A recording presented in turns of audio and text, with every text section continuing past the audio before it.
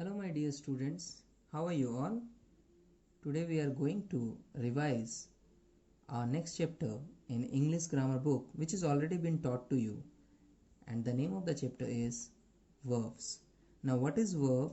As I said you that the word that tell us what a noun or pronoun is doing is called verb, which means when noun and pronoun मतलब noun और pronoun जब कोई भी काम कर रहे होते हैं, ठीक है, तो उस काम को पर्टिकुलर जो वो कर रहा होता है या कर रहे होते हैं उसको हम वर्ब बोलते हैं. लाइकवाइज जैसे हम बोले कि a boy is laughing, so a boy is a noun और लाफिंग यानी हंस रहा है, सो ये जो लाफिंग वाला काम है it is called as verb. ठीक है. Again we salute our flag. Okay. Now you can be known of it कि जब भी हम सल्यूट करते हैं तो वो भी हम एक तरह का काम भी करते हैं, है ना, सल्यूट कर रहे हैं. The oranges are sweet. अब आप बोलोगे सर यहाँ पे कौन सा काम हो रहा है. नाउ सी हियर, हम यहाँ पे क्या कर रहे हैं, ऑरेंजेस स्वीट है बट हाईलाइटेड क्या है, आर. तो ये भी एक वर्ब ही है जो हम आगे चल के जानेंगे क्या होता है. ऐसे रिवीजन कर रहे हैं तो हम सारी चीज़ों का प्रैक्टिस भी करेंगे. Okay. The rabbit is running. Rabbit यानी ये जो आपका खरगोश है, तो वो क्या कर रहा है, दौड़ रहा है, तो रनिंग हो रहा है. तो रन करना यानी दौड़ना, तो ये भी एक तरह का वर्ब है. So what I said you कि the word that tell us what a noun और प्रोनाउन इज डूइंग, यानी आपका पास नाउन हो या प्रोनाउन हो, ठीक है, वो क्या कर रहा है, इसकी वजह से हम जो वर्ड यूज करते हैं इंग्लिश में उसको हम कहते हैं verb. Right. Now see here, I have taught you before कि काइंड्स ऑफ वर्ब होते हैं दो. First one is main verb, यानी जैसे play, jump, run, study, watch. Okay. इस तरह के जो वर्ड्स होते हैं ये हमारे मेन वर्ब है. बट अलॉन्ग विद दैट एक और काइंड होता है वर्ब का विच इज ऑक्सिलरी वर्ब. इसको हम एज ए शॉर्टकट या फिर आप नॉर्मल लैंग्वेज में, जनरल लैंग्वेज में इसको हेल्पिंग वर्ब भी बोल सकते हो. So what is main verb? The verbs that have meaningful sense to complete the sentence are called main verb. अब बोलोगे सर यहाँ से तो कुछ समझ में नहीं आ रहा है, चलिए समझाते हैं. जैसे मैं बोल रहा हूँ the teacher teaches us. Teacher पढ़ा रहा है ना, तो पढ़ाने का एक काम होता है ना. सो वर्ब बेसिकली है क्या, एक ऐसा वर्ड जो नाउन और प्रोनाउन क्या कर रहा है ये बताता है. सो अगर टीचर एक नाउन है, टीचर कौन सा नाउन है, डिड यू नो टीचर कौन सा नाउन है? I have already taught you कि टीचर कौन सा नाउन होगा. Teacher is a common noun. Common noun मतलब जो मेल और फीमेल दोनों के लिए यूज हो सकता है. Right. So the teacher teaches us मतलब वो जो नाउन है वो क्या कर रहा है, पढ़ा रहा है. तो टीचेस जो वर्ड है वो वर्ब है. कौन सा वर्ब होगा, मेन वर्ब. ठीक है. Again we respect our elders, तो वी एक प्रोनाउन है. ठीक है. वी में तो कोई नाम नहीं आ रहा है. नाउन किसको बोलते हैं, the name of any person, place और थिंग. क्या वी कोई नेम है? बिल्कुल नहीं. वी तो किसी के लिए, वी एक्चुअली बेसिकली होता है क्या, जब हम बोलते हैं हम लोग या हम, तो हम लोग उसको इंग्लिश में लिखते हैं वी, और ये नेम के जगह पे यूज होता है. सो प्रोनाउन का मतलब होता है the words which are used in the place of noun. Noun की जगह अगर हम आई, वी, दे, ही, शी ये सब लगाते हैं तो उसको हम प्रोनाउन बोलते हैं.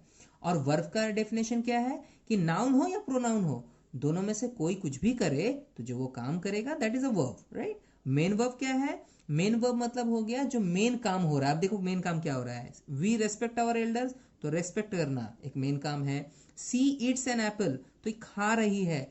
क्या खा रही है, एप्पल. शी का मतलब वो तो फीमेल हो गई ना. सो वह एप्पल खा रही है, तो ईटिंग का काम, ईट्स, ये आपका वर्ब है.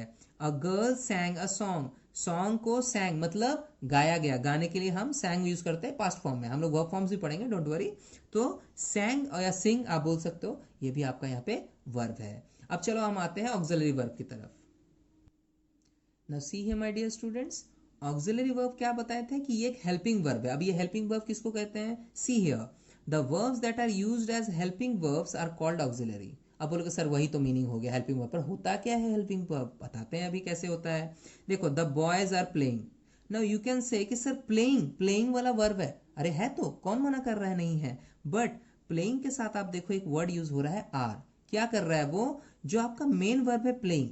ठीक है. जैसे मैंने क्या बोला था, मेन वर्ब है टीच, ईट, सैंग, रेस्पेक्ट, ये सब मेन वर्ब है, क्योंकि मेन काम क्या हो रहा है, यही सब हो रहा है. अब यहाँ पे भी मेन काम क्या है, प्लेइंग है. बट इस वर्ड को इन नाउन के साथ ऐड करने के लिए एक हेल्पिंग वर्ब लगाते हैं ताकि वो जो सेंटेंस है वो थोड़ा सूटेबल हो. इट विल साउंड गुड, ये सुनने में अच्छा लगता है. So the boys are playing.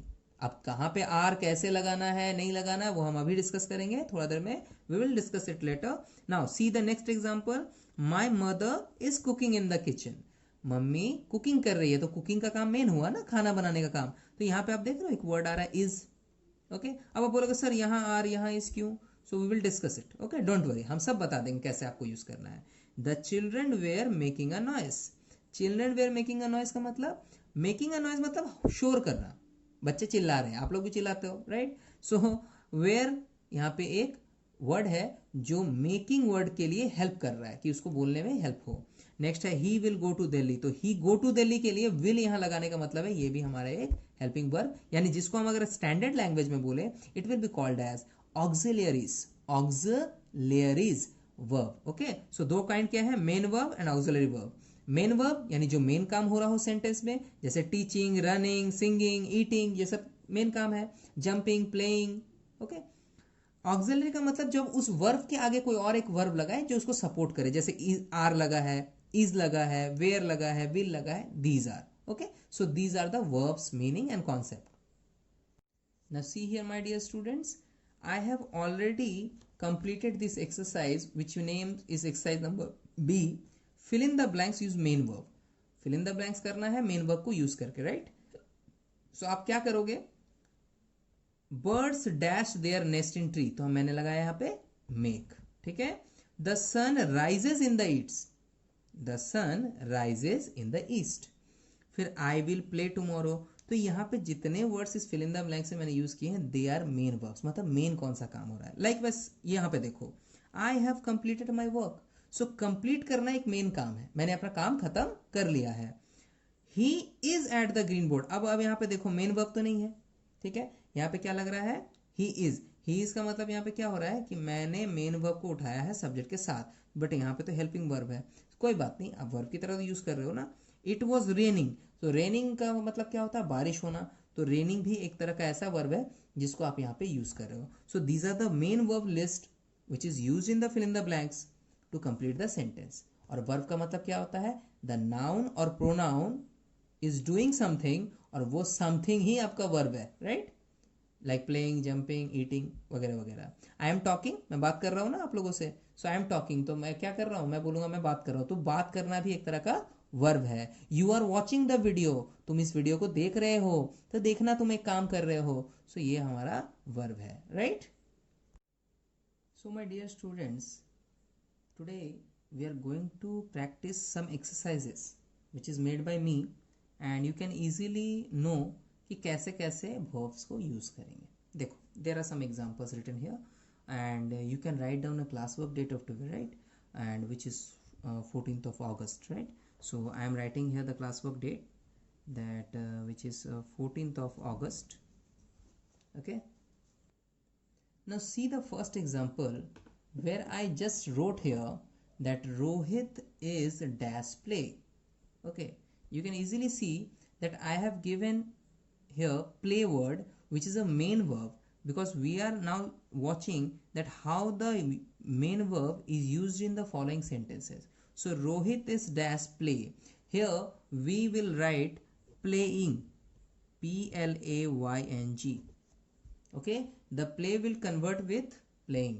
Play को प्लेइंग लिखेंगे. आप प्लेइंग क्यों लिखेंगे मैं बता देता हूँ. जहाँ पे आपको इज मिलेगा, एम मिलेगा, आर मिलेगा, इज, एम, आर, वहाँ पे आपका ing यूज होता ही है, ठीक है?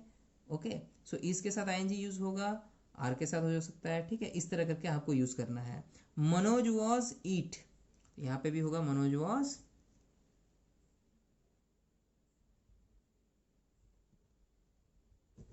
Eating, right? Now again they have dash well today. अब यहाँ पे हैव लगा है ना, अगर आपको हैज और हैव मिलता है हेल्पिंग वर्ब में, सो आप वहाँ पे जो आपका वर्ब फॉर्म है उसको कन्वर्ट कर देना ईडी फॉर्म में, प्लेड. लेकिन ऐसा ज़रूरी नहीं है, यहाँ पे हम लोग एक्चुअली में वर्ब की सेकेंड फॉर्म लगाते हैं, सॉरी थर्ड फॉर्म लगाते हैं. ओके, सो थर्ड फॉर्म हमारा प्लेड है.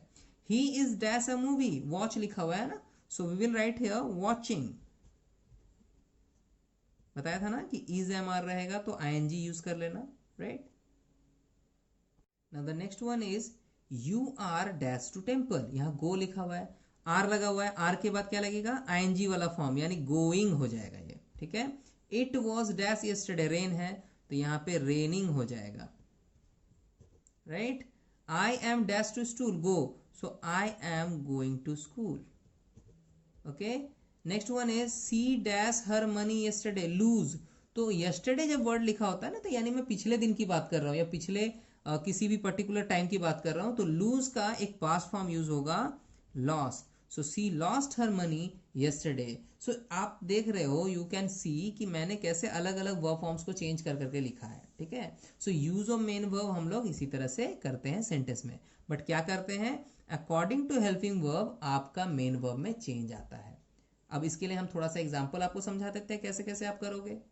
सो राइट डाउन लाइक दिस कि use of main verb according to the auxiliaries verb, मतलब हेल्पिंग वर्ब देख के आप कैसे डिसाइड करते हो कौन से वाला वर्ब फॉर्म लगने वाला है। See with is am are we will use verb plus ING, right. मतलब कोई भी वर्ब आपको दिख जाए, jump, play, go, run, okay, complete, right, watch, look, talk, बहुत सारे वर्ड है, वॉक, इस तरह से बहुत सारे वर्ड है, सबके साथ आईएनजी लगाना है, ठीक है ना। किसके साथ, जब विथ कहीं पे आपको इज दिखेगा, एम दिखेगा, आर दिखेगा, जैसे आई एम तो आई एम गोइंग लगेगा, आई एम डूइंग लगेगा, आई एम ईटिंग लगेगा, ओके, आई एम स्लीपिंग लगेगा, आई एम स्लीप नहीं बोलते हैं वहां पे, right. Now with has, have और हैड आपको पास्ट पार्टिसिपल फॉर्म लगाना है जो कि वर्ब की थर्ड फॉर्म है, ठीक है। जैसे अगर आप गो लिखोगे तो गो का सेकंड फॉर्म होता है वेंट और लास्ट यानी थर्ड फॉर्म होता है गॉन, तो हम लिखेंगे he has gone, he have gone, he had gone, इस तरह करके हम लिखते हैं, ठीक है।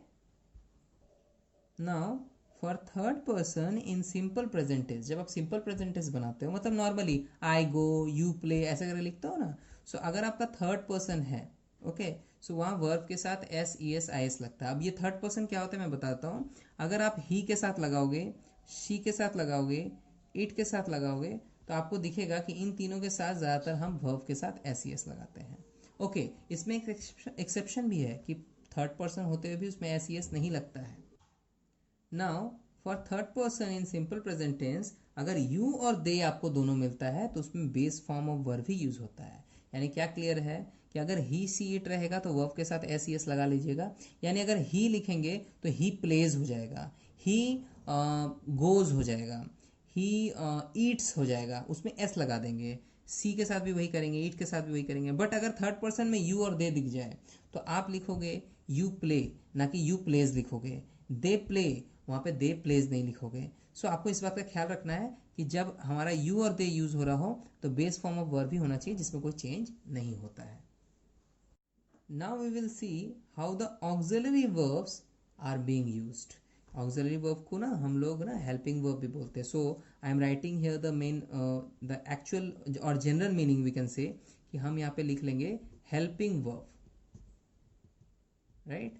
अच्छा, remember my dear students, you should use a black pen over here, right? I am using a red pen to highlight the word, क्योंकि वीडियो में ये अच्छे से दिखेगा नहीं, that's why I am using a red pen, right? So you can easily difference between the red pen and the blue pen, and you can easily track that which one is heading, which one is question, question कौन सा है, answer कौन सा है, इसको समझने के लिए, right? But do not use, I repeat, do not use red pen in your notebook, which means in your English notebook, whether it is grammar or it is reader, you should use a black pen for any heading type or any question type, and you should use blue pen for the answers and the meanings and all, right? So remember, at first we need to know how many auxiliary verbs can be used in an English grammar book. Generally there are lots of auxiliary verbs, but I will give you some common one which you can easily see or you can easily heard of, right? So see here, see the list over here: am, is, are, was, were, has, have, had, shall, will. So these are some common general type of auxiliary or helping verb, you can say, that it is used in most of the time in the sentences, and you have already read such type of sentences. Now let me give you some examples on it. Now see some examples over here, my dear students. He dash playing. Whenever you use an ing form, here can be used many types of auxiliary verbs according to this particular main verb. Okay, main verb के हिसाब से आप क्या क्या लगा सकते हो, आप देखो, you can use is over here, okay, and you can use was over here. यानी आप is भी लगा सकते हो, was भी लगा सकते हो. he is playing चलेगा, he was playing चलेगा. okay, now you dash eaten. eaten जो है वो एक तरह का आपका past participle form है. जब भी पास्ट पार्टिसिपल फॉर्म होता है तो वहां पे सिर्फ 3 चीजें लग सकती हैं.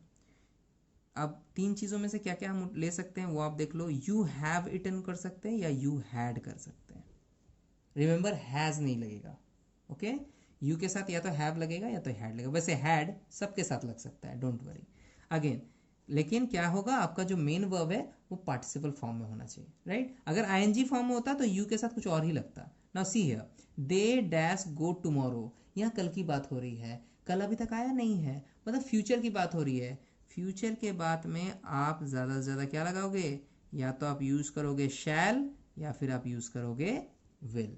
ठीक है, समझ में आ रहा है. धीरे धीरे स्मूथली एकदम आराम से देखो, you will get it. Manish dash completed his work. Completed, जहां हम कंप्लीट का कंप्लीटेड बोलते हैं तो ये भी एक तरह का पास्ट पार्टिसिपल है. पास्ट पार्टिसिपल में मैंने क्या बताया था, हैव और हैड. बट मनीष जो है वो सिंगुलर नाउन है, तो रिमेंबर एक आदमी के लिए हम सिर्फ और सिर्फ हैज ही यूज करते हैं. तो आप लिखो हैज, और यहाँ पे आप चाहो तो हैड वर्ड का यूज भी कर सकते हो. As I said you that had can be used in anywhere, मतलब वो सिंगुलर प्लूरल सब में लग सकता है, कोई प्रॉब्लम नहीं है. Now see here, she dash given her examination. Given ये वर्ड भी हमारा पास्ट पार्टिसिपल है. सो सी के साथ ये तो सिंगुलर है, कोई एक लड़की की बात हो रही है, सो आप लगाओगे हैज, और हैड तो इसमें भी आराम से लग सकता है, कोई प्रॉब्लम नहीं है. Sumit dash playing with friends. Sumit dash playing. अब प्लेइंग जैसे आईएनजी वाला फॉर्म आएगा, अगर सिंगल आदमी है, सिंगुलर नाउन है, सो इज और वॉज के अलावा और कुछ नहीं लगेगा, right. Again, I dash meet you at the station, और एट स्टेशन जो भी आप बोलो. आई मीट यू, यहाँ पे आप मीट करते हो या आप मीट करोगे, ऑब्वियसली आप करोगे ही बताएंगे ना. सो आप यहाँ पे शैल भी यूज कर सकते हैं और विल भी यूज कर सकते हैं, right. Again, we dash watching a movie. आगे आईएनजी वाला फॉर्म, जैसे आईएनजी बोलेगा तो अब यहाँ पे देखो, आप पहले हम सिखाते थे आपको कि इज लगेगा या वॉज लगेगा, दिख रहा है सुमित के साथ इज और वॉज. बट वी का मतलब हम लोग, यानी एक से ज्यादा. whenever this kind of particular pronoun is used, we एक pronoun है, right. so pronoun क्या बता रहा है कि ये plural form है, मतलब एक से ज्यादा लोग हैं. plural form में is के जगह लगता है are और was के जगह लगता है where, were. already the list is given on the top of the page. okay, at the top of the page you can get these words. are भी वहां लिखा हुआ है, where भी वहां लिखा हुआ है, लेकिन कहाँ कैसे यूज करना हम बता रहे हैं. he dash been gone there. He dash been, he के साथ क्या लग रहा है, डैश, उसके बाद बीन. तो बीन जो है ये भी पास्ट पार्टिसिपल के लिए यूज होता है, क्योंकि यहाँ देखो गॉन भी लगा हुआ है, तो आपको तो दिख ही जाएगा.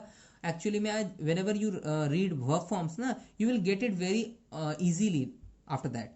मतलब आप वर्ब फॉर्म्स अगर पढ़ लो तो आपको ज्यादा ही समझ में आएगा. कैसे, आपको पता है गॉन क्या होता है, गो वेंट गॉन, मतलब थर्ड वाली फॉर्म है. थर्ड वाली फॉर्म के साथ हमेशा आप या तो हैज लगाओगे फॉर सिंगुलर पर्सन, वैसे ही लिखा हुआ मतलब सिंगुलर ही है तो हैज लगेगा, या फिर आप हैड लगा सकते हो अगर आप पास्ट फॉर्म में बात कर रहे हो तो, right.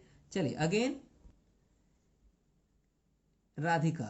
Now Radhika dash going to market. अब क्या है, गोइंग आईएनजी वाला फॉर्म है, यहाँ पे आप इज लगा सकते हो सबसे पहली बात, ठीक है.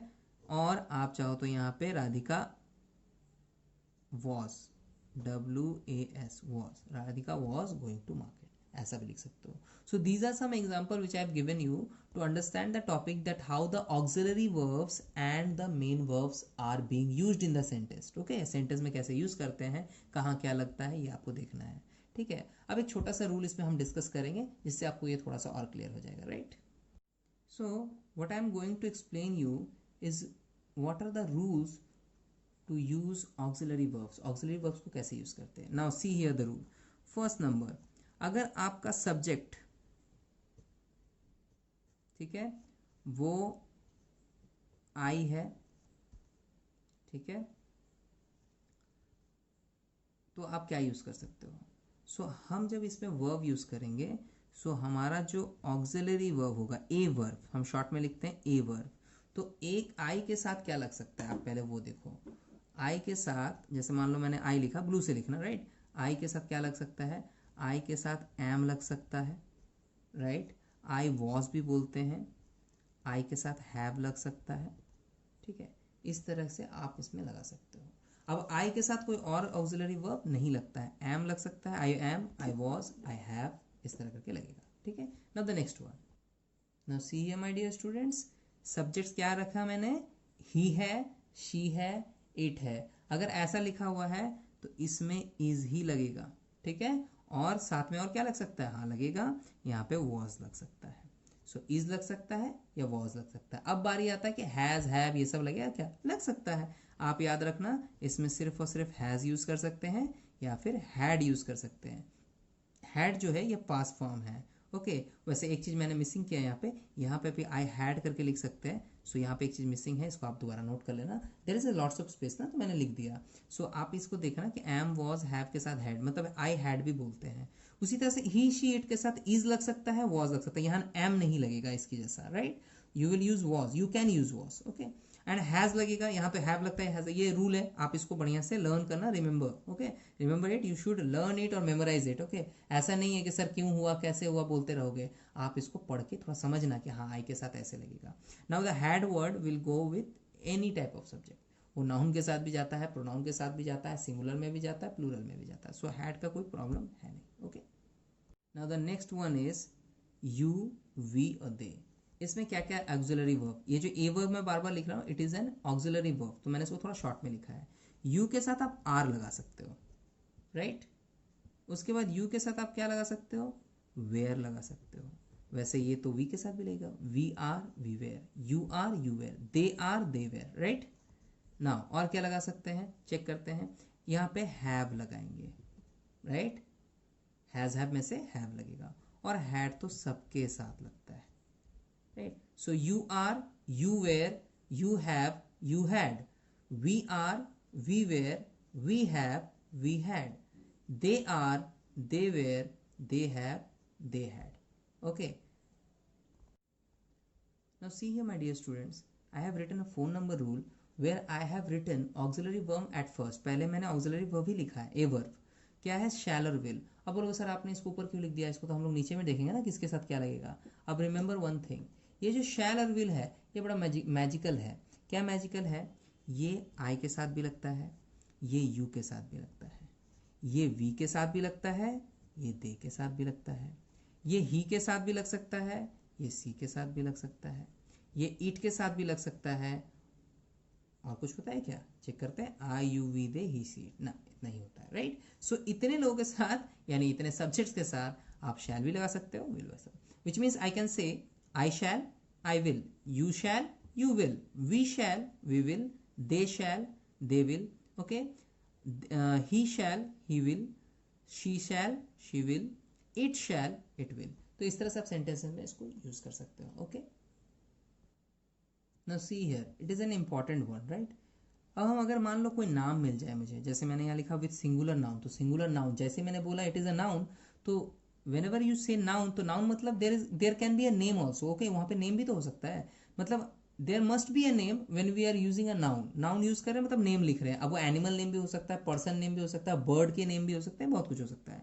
सो मैंने लिखा when the person animal is one, जब आप कोई चीज को वन पकड़ते हो तो विथ सिंगुलर नाउन कैसे कैसे आपका लगता है, देखो आप सबसे पहले आप कौन सा लगा सकते हो, आप लगा सकते हो कि मान लो किसी पर्टिकुलर मतलब सिंगुलर नाउन को आप देख रहे हो, मान लो डॉग देख रहे हो वो भी एक सिंगुलर नाउन है, और पर्टिकुलर एक बॉय देख रहे हो वो भी एक सिंगुलर नाउन है, तो इन दैट केस आप इज लगा सकते हो, राइट।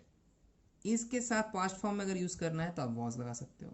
सो प्रेजेंट में इज लगता है, पास्ट में वॉज लगता है, ओके। अच्छा, क्या हम उसके साथ हैव लगा सकते हैं, बिल्कुल नहीं, बट हम हैज लगा सकते हैं क्योंकि वो सिंगुलर नाउन है, तो हम उसके लिए हैज लगा सकते हैं, ठीक है। उसके बाद हैड, हैड तो सबके साथ लगता है तो इसमें कोई टेंशन है नहीं, ठीक है। उसके बाद शैल विल, ये भी एक ऐसा चीज है जो आपका सिंगुलर और प्लूरल कुछ नहीं देखता, वो उसके साथ आराम से एडजस्ट हो जाता है। So is, was, has, had, shell will, ये जो वर्ड्स हैं ये आपके क्या है, सिंगुलर नाउन के साथ सूटेबल है और उसी में लगेंगे। Now the next and the last one is with plural noun. अब प्लूरल नाउन क्या होता है, व्हेन द पर्सन और animal is more than one, मतलब एक से ज्यादा होने से प्लूरल हो जाएगा, ठीक है। सो उस केस में आप कैसे ऑक्सिलरी यूज करोगे, सी हियर ऑक्सिलरी वर्ब कैसे यूज करेंगे. सबसे पहले हम यहाँ पे क्या यूज कर सकते हैं, देखिए हम यहाँ पे यूज करेंगे